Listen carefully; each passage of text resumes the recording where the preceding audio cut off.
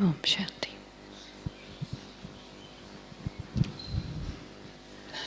Om Shanti. So we are very happy to have Sister Denise with us this evening. And for those who don't know her, she was one of the first double foreigners who came in Guyana 42 years ago, and that is a lifetime. And nowadays she spends 30% of her time in London, 30% in India, and the rest of her time she travels around the world. And in one of these occasions, she has been in Brazil many times, and I was with her traveling in the north of Brazil. And one thing that touched me is really this, the soul is always trying to get the deepest meaning of the words, of the concepts.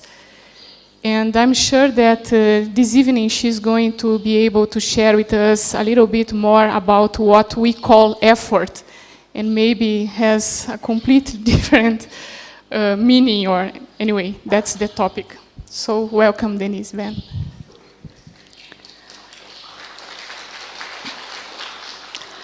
Om Shanti. So, you know, of course, that the word effort seems a bit hard, right? Can't really be easy Raj Yoga and effort, right? What do you think? So anyway, as Patricia was saying, I really do enjoy looking at the different words that are used in the Murli for the different things that go under the name that we use the word effort for. So now, whether a Raj Yoga is easy or not, that is one question. Because I think one of the most fortunate things that I have in my history is that before I came to Brahma Kumaris and I was wanting to study Raj Yoga, and the reason was because it was the most difficult thing on the face of the earth. So I never really went for easy Raj Yoga. And it's, to me, to do something which is not easy seems to me sort of worthwhile, worth doing. Because if it's too easy, I thought it's not worth doing. But if it's difficult and I can manage to do it, that's good, I thought.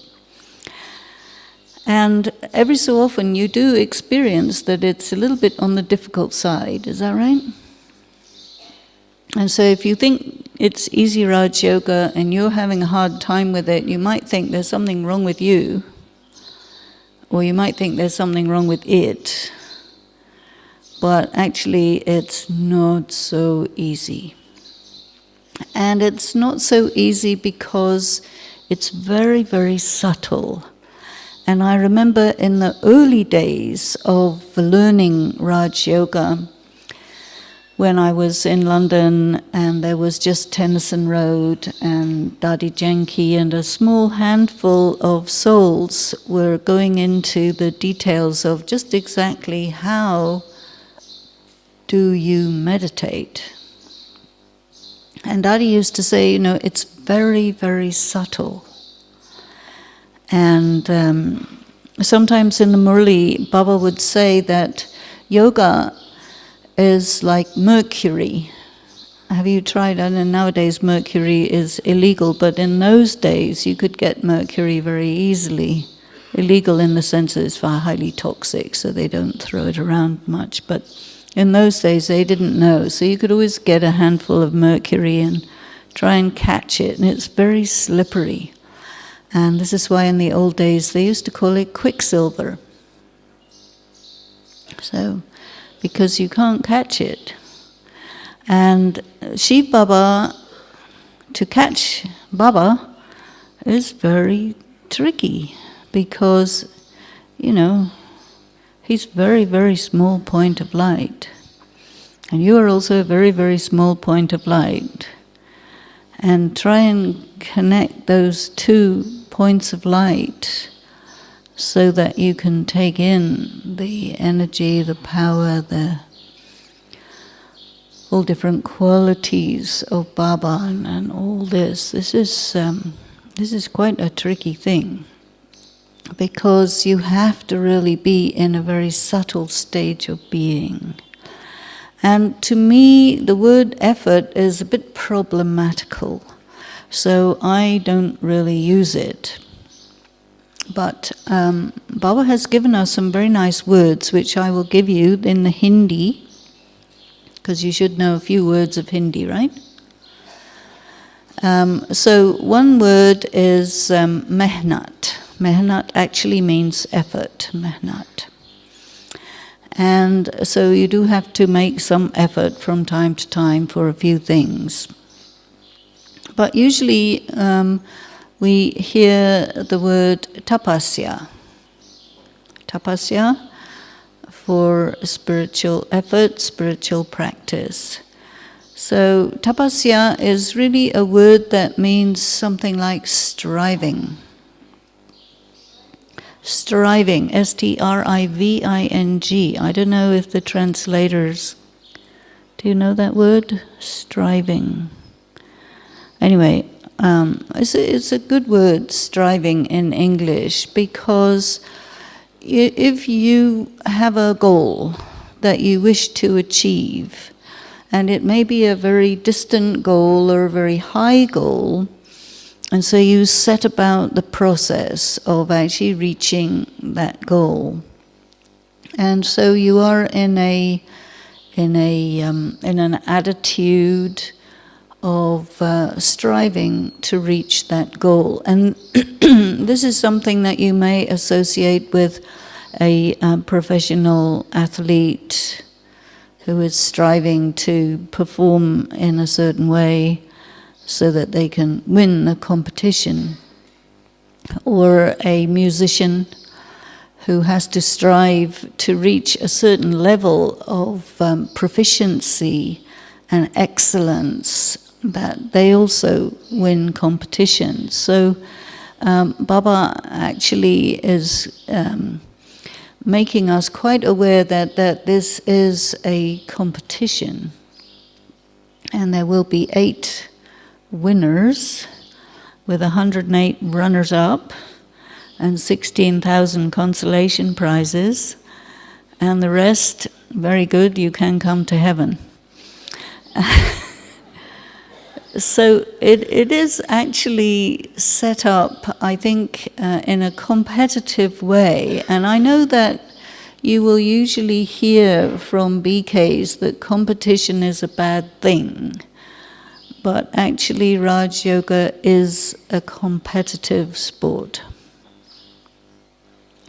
And we are competing in some cases against each other, but in most cases we're really competing against our own selves, because we are at a certain level and we are striving to raise our level. And this practice of Raj Yoga that we're doing is a lifelong practice. And the word tapasya was used in the beginning of the BKs in Om Mandali.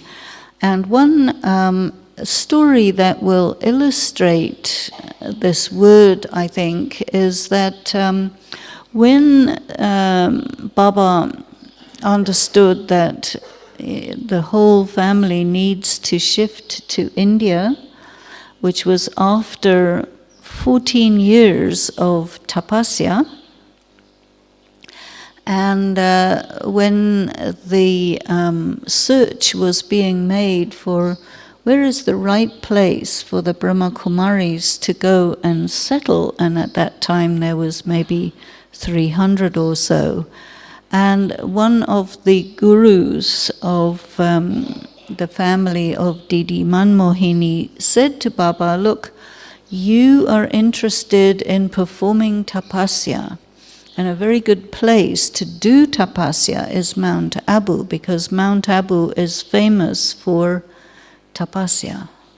It is the place where people who want to achieve spiritual heights go to do their spiritual efforts. So tapasya has to do with establishing a rhythm of life which is disciplined life. Because if you don't have a disciplined life, it is not possible to cross certain boundaries so that you arrive in a dimension of human life where you're riding on an accumulation of spiritual power. So tapasya is for that. And you know, when the BKs were doing this very strong practice of tapasya, a lot of it involved sitting in meditation for long periods of time. And nowadays, I think that if we have a 1 hour bhati, we'll call it a bhati, you know. In those days, it was 24 hours bhati.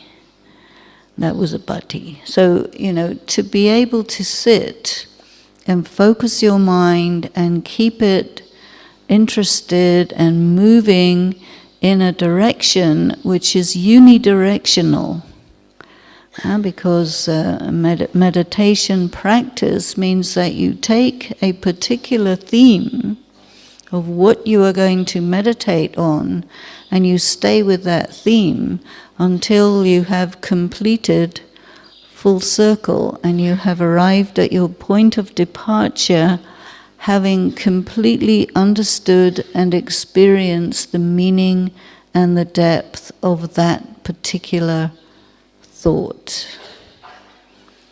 And that is called accumulating powerful thoughts. You know, Baba says he doesn't want us to have waste thoughts or bad thoughts, but he would like us to acquire a collection of powerful thoughts. So tapasya is also for that. And you also know that it's all about making the one into your whole universe. And this is why there is the idea of having all relationships with one. Because in India in particular and other parts of Asia, a person's identity is totally built around relationships. In the Western world that many of us grew up in, your identity is independent of your relationships. And so that's a different thing. But it's also something that you can work with and cultivate. But having all relationships with one is very much connected with that. And it's a very broad and deep subject to explore. And in the beginning of the yajna, when somebody said, I want to be yagyavats, I want to be in the yajna as a dedicated BK, I want to be a surrendered person, it was all about remembering one Baba in all relationships and disconnecting from all the other relationships. And this is where the spiritual practice connected in with karma.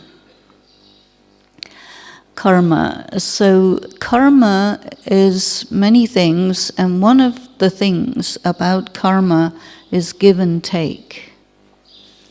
So if you want to have all relationships with one, then all of your give and take has to be with one.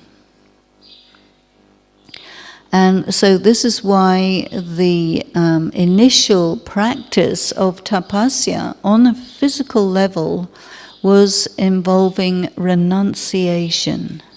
So you hear this expression, tyag, tapasya, and seva, right? So it means renunciation, then tapasya, then there can be service.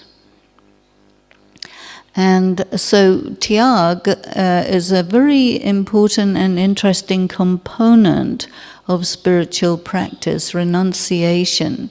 So that is to say, renunciation of receiving things which support you and please you and fill you that come from any human source.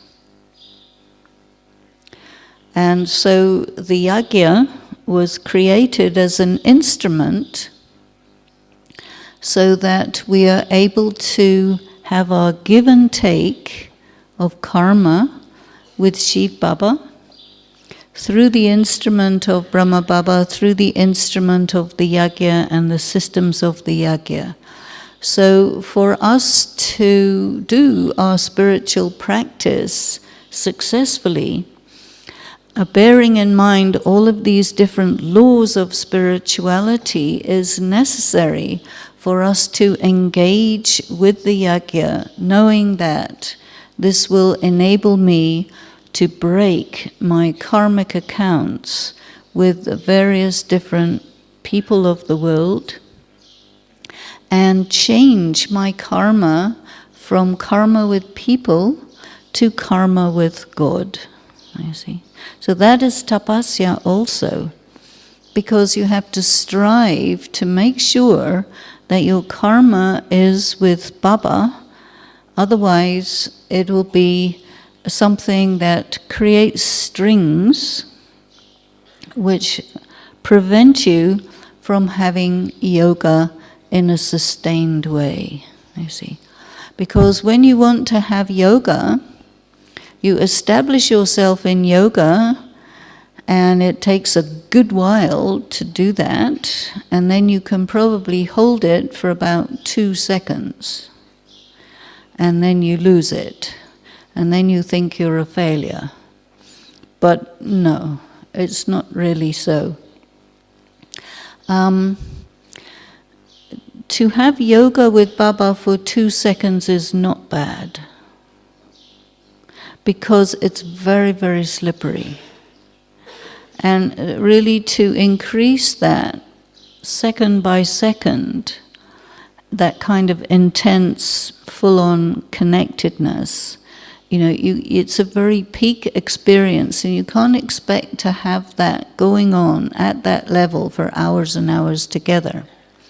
And this is why a very important part of spiritual effort is churning. And those who don't like churning, you might as well forget it. You won't be able to make it if you don't like churning.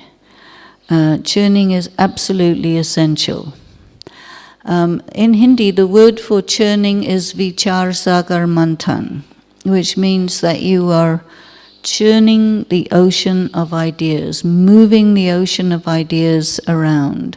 And what is happening to us is we study the Murli.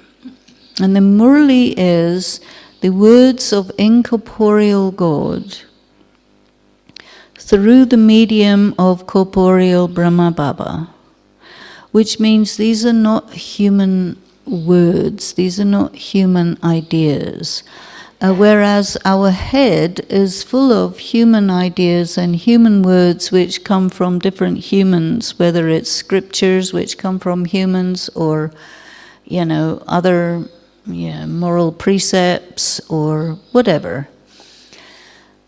And the only way to remove these human ideas from our intellect is to get Shiv Baba's ideas and move them around. We have to really churn it around So if you can imagine actually moving the ocean, you have to have about the power of a major hurricane to do that, right? That's quite powerful.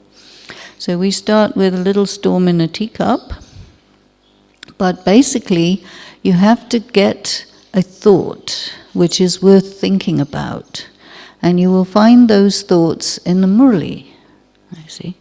Every day Baba speaks to us the Murli why, so that we can select something which is food for thought, because we have to take that and we have to move it around in our intellect to a point where we are able to actually hold still and steady in the experience of the meaning of that point in all of its amplitude.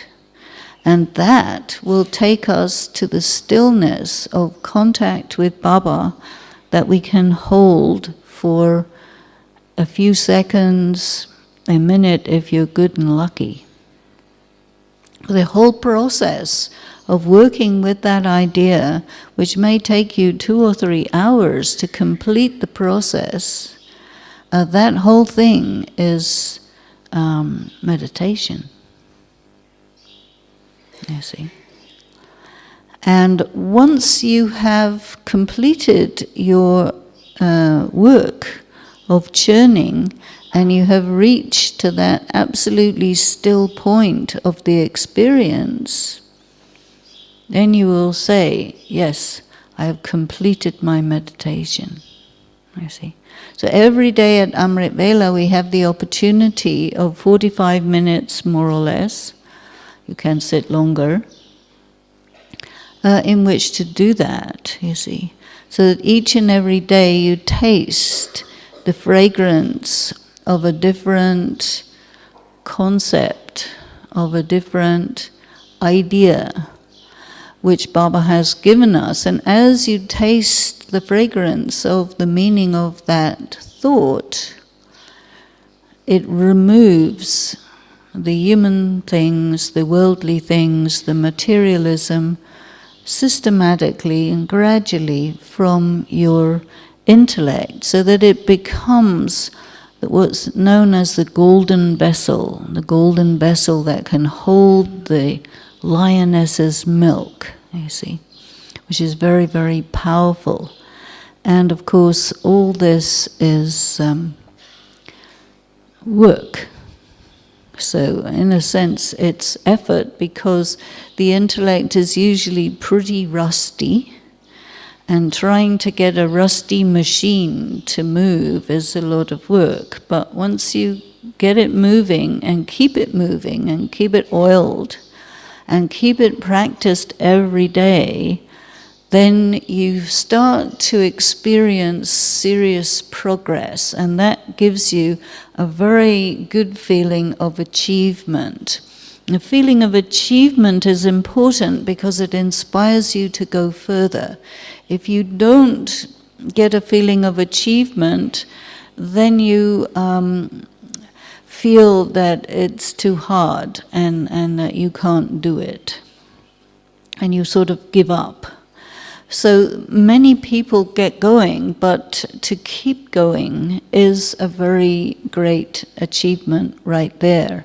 So what I think is very important to include in the idea of tapasya is the disciplined lifestyle that Baba has given us with the early morning Amrit Vela and the morning class, and now the traffic controls and the evening meditation, the evening class, different forms of service and so on, that keep us engaged in the same machinery, and it gathers a momentum which enables us to keep going. So partly we're creating the momentum and partly we're running on it, but we have to keep feeding it. And this is why Baba gives us a Murli every single day. And then there are other Murlis that you might want to study in addition, maybe Avyak Murlis or whatever. But if you go into the deep study of a Murli, so that you can penetrate the barriers to the Murli, because you have to get deep into it, and it won't let you in so easily. So you have to work at it to get in there, and then you get the nectar, and that will take you to that experience of immortality and the experience of oneness as you connect with Baba. Now, there's another word that is used, which is sadhana. And you've heard the word sadhu, right? For the yogis, they're called sadhu. So sadhana is another word for spiritual practice.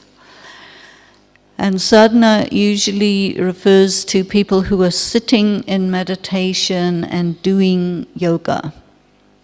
So we do have to have a discipline of actually sitting in meditation. And sometimes I think it's very valuable to also, as Baba has suggested many times in the Murli, go for a walk in meditation, but you have to be really focused. Or you can do certain things. I mean, especially when we're preparing bhog, making food is a very, very good way of being actively doing karma, but you're in a very deep meditation, and that really brings the vibrations into the bhog that you are cooking, especially if it's a complicated long one that takes an hour or two to prepare. It's all part of your yoga, it's part of your tapasya, part of your sadhana. But the thing is, I think one of the obstacles that many people experience is what Dadi Gulzar calls action consciousness. You know, and a lot of people find that they get caught up in different forms of Baba's service, and they sometimes will make it as a substitute for meditation. They'll say, well, I'm doing service, so it's a kind of meditation. I'm doing karma yoga. But sometimes one can be deceived in that, because it is really that one is in action consciousness, because you do have to bring yourself into this subtle stage of soul consciousness, so that you're really connected with Baba, and then you're doing an action, not because the action is particularly interesting, but because you're actually keeping Baba's remembrance in an active situation, and thereby making the karma sanctified. You see, because our organs of action are used to doing worldly actions. And so there's also karma. So we can do yajna service, which actually purifies our karma and changes our action from just ordinary action to really karma yoga. So sometimes I don't like the idea of when you're doing physical Baba's work, that's called karma yoga. It might be if you are in yoga, but it isn't necessarily, you see. So just calling it karma yoga, I don't really agree with it. Another word for that is yajna service. It's probably better. The word, I think, that's probably the most interesting one for this practice that we are doing is Purusharat. Purusharat, you must have heard this word a few times, Purusharat. And if you would break down the word Purusharat, you have the word Purush, which means man, it means soul also. And then Arat means income. And Arat also means for the sake of. So sometimes Baba says that when you are in yoga, when you are in remembrance, sitting in Baba's remembrance, you are earning an income. And you might wonder how that works. But this word Purusharat gives you a little angle on this. So Purusharat, which means also effort, Purusharat, the way I translate it, is as anything you do for the sake of your soul. And you see, that takes you completely away from this sense of it being laborious. But all the different disciplines and practices and studies and sitting and contemplating, cogitating, churning, all the things that we do to keep our mind focused on Baba, all that is for the sake of me, I the soul. And one of the expressions Dadi Janki has mentioned a lot in the past is swachintan, thinking about the self, and Ishwar Chintan, thinking about God. So you're thinking about yourself. You have to think about yourself very, very deeply. Who am I? What am I? What is this? Why am I doing this? And in a way, all of this takes us totally away from BK organization. It's nothing to do with organization. It's really the individual, personal, internal work that a person does in the context of a community, of an organization, but it really is very individual. And it's all to do with solitude, you see. So Baba would very often encourage the brothers and sisters when they came to visit Madhuban to have time in solitude. And Baba would say, you can go up on the rooftop and have solitude there. Because the roofs, in those days, they didn't have solar panels on them, so you could. But now we have many little meditation rooms here and there. But when you're in the world, there's a lot of things going on, and you are very much in action. And I think also the idea of having Amrit Vela and early morning meditation is very helpful for the amplifying your experience of solitude, because in spiritual practice, you have to come face to face with yourself. And it's quite difficult to be face to face with yourself because you're always face to face with all kinds of other people and memories and things and what happened and who did what and so on and so forth, which is all distraction. And spiritual practice is very much to do with doing a certain work that keeps you completely away from any kind of a distraction, so that you can sit with yourself to the extent of being able to feel what it means to be you, and to feel your vibration, because everyone has their own particular frequency. And once you are harmonized with yourself and absolutely disconnected from all these distractions, then you're in a very good position to begin the Ishwar Chintan, which is the thoughts about God, you see. And we can think about God because he talks to us a lot and tells us things, so we can think about Baba, right? So Purusharat, this very beautiful word, which, in English we just get the word effort, you see. So there's this very rich quantity of different words that refer to spiritual practice and what you do for yourself. I think one of the things we have to get completely away from is the ideas that you find in conventional religions.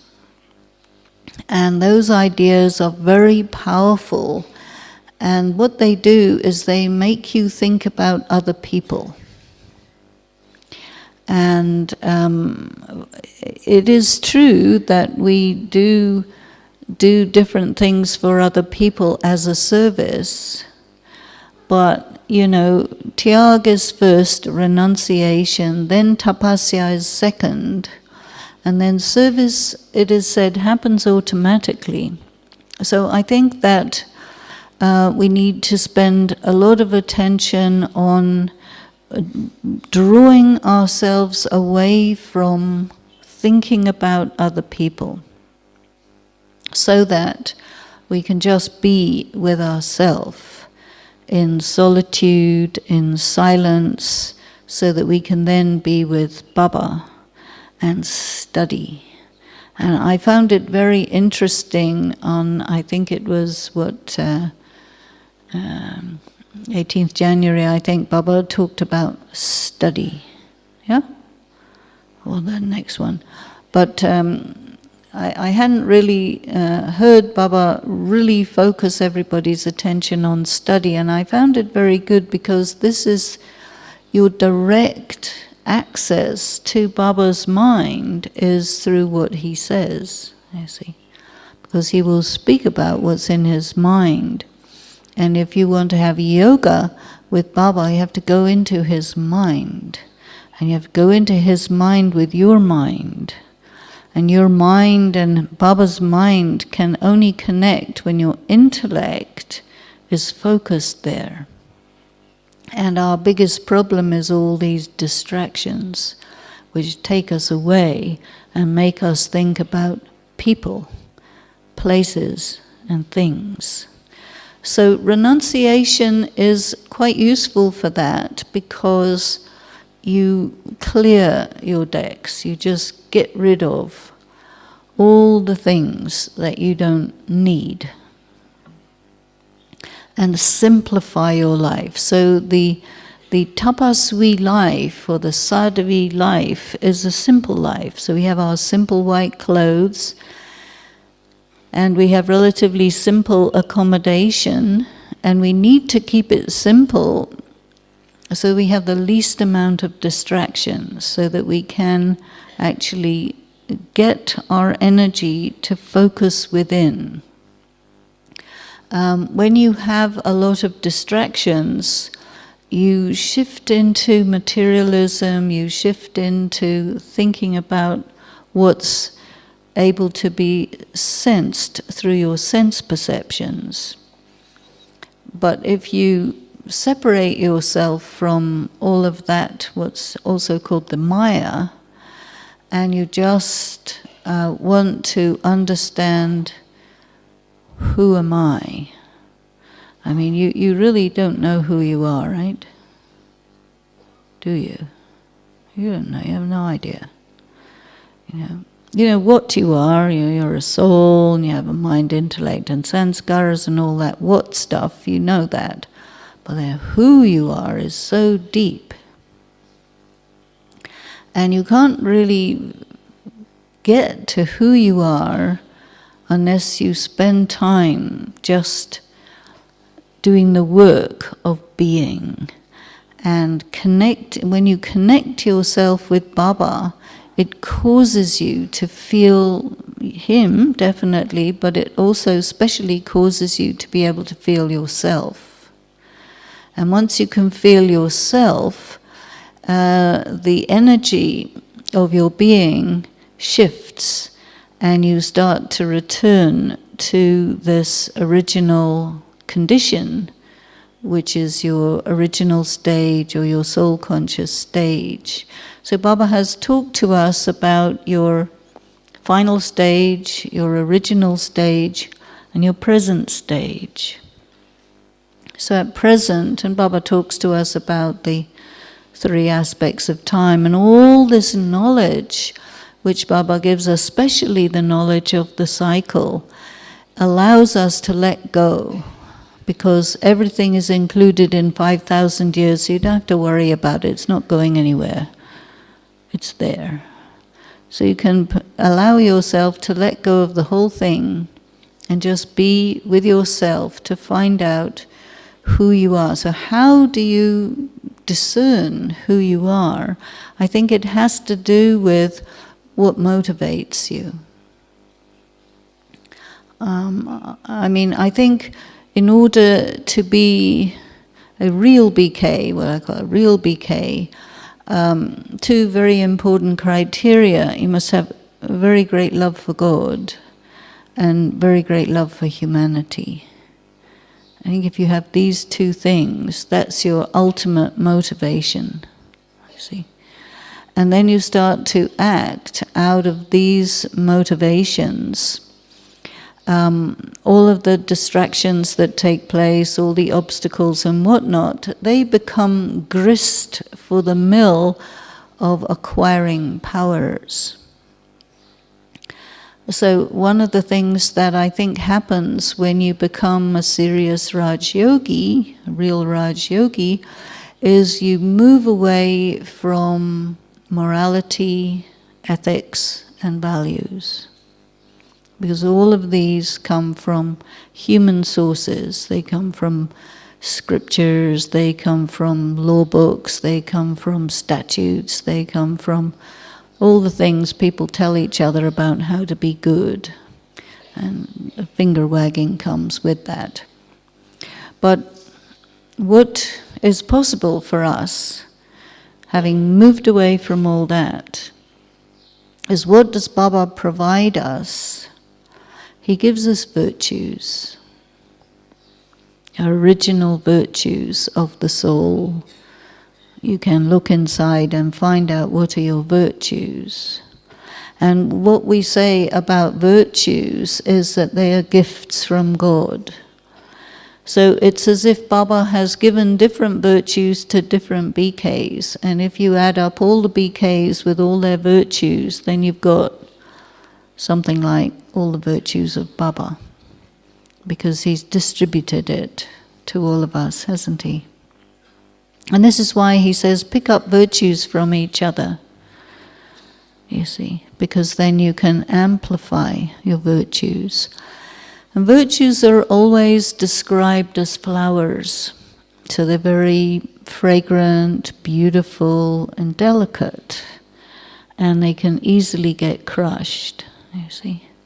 So if you want to be a soft, virtuous, sweet, a gentle BK, you will certainly be crushed. Is that right? Yeah. You have a lot of experience of that. So in order to manage this beautiful state, what we need is powers. And so we need the 8 powers and other powers, power of silence, power of transformation, so many powers. But I feel that if we are totally focused on Baba, we can leave aside these human things and we can really cultivate virtues and powers. And this will make us really good tapasvi, very good Raj Yogi, very good Brahma Kumari, very good representative of God, because Shiv Baba is a non-human, right? He's not a human. But we are humans, and we have a relationship with a non-human. That's amazing. Do you think? Yeah, he's a non-human. He doesn't have a body. He's not at all like humans. One of the obstacles, I think, is, and this is a difficult word for translators, but I'll explain it, but the anthropomorphization of God. So anthropomorphization of God means that you think about God as if he is a human, you see. And so there are people who talk about incarnation of God, Buddha, Christ, all these different. There's also anthropomorphization of God. And Baba is not a human, but he expresses himself through the medium of Brahma Baba, who is a human. And we are also human, you see. So it's possible for a human to have a relationship with a non-human. But we should not think that he's a human, because he's not human. He doesn't operate like a human. He's different. So we have to spend lots and lots of time discovering, okay, you, Baba, you're a non-human, so I need to understand you. So he says, it's no problem, I explain myself to you. So, but it limits us if we start behaving as if Shiv Baba is a human, because he's much, much beyond what a human is. But he is also changing us from humans. Humans means people who are fallible, people who are materialistic, all this they call human, what we know as ordinary mortals. We are very conscious of being mortal and being bodies. Into deities. So a deity, devta means a giver. You see, so someone who is filled with all the qualities, all the virtues and all the powers, that's a deity, you see. But you don't need these human-made substitutes for powers and virtues and qualities, because they're second grade in comparison with what Baba is giving us. So I think that a very important part of our progress is to be able to transform ourselves and to be willing to allow Baba to take us out of this very limited human way of being, which is a bit religious, you can say, and move into real spirituality, spiritual practice. And these words that we have, you know, tyag, tapasya, service happens by itself. Purusharat, remember this, anything you do for the sake of yourself. That means you are really being so good to yourself, so kind to yourself, honoring yourself as having been selected as a student of Baba, a child of Baba, an inheritor. He says, you are my heirs, you are my specially selected children. You will go to the new world and you are my helpers. You are making this new world by becoming these embodiments of Baba's qualities, virtues, powers. And so we are no longer like the other people because of this, you see. So we have to keep moving forward with this.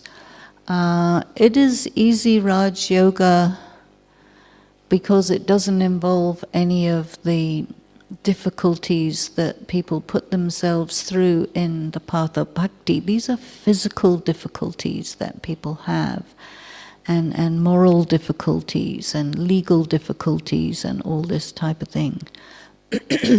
But what Baba is asking us to do is handle very different kind of difficulties. We must conquer our inner demons. But you don't conquer them by fighting them the way people normally think about engaging in battle, but using sacred weapons. which are the powers, which are the virtues, which is the power of connectedness with Shiv Baba. And with the power of accommodation, you can accommodate many inner demons. It's not a problem. Let them come out and show themselves, and then you take them out systematically, because you're not afraid of them, you don't mind about them, you're not horrified by them or anything. You know what they are, and you move yourself beyond them. That's a different kind of effort, not the kind of engaging in battle. And I think it's very important to be absolutely neutral in regard to things that the world of moral people, they're very outraged by things, So we should never get into being outraged by something, but we should just neutralize it and move on, because we have distance to cover until we reach the goal that we are thinking about. So I will stop there. I hope you got some different thoughts of what is effort, yeah? Om Shanti. So we'll have a little bit of meditation. Thank you.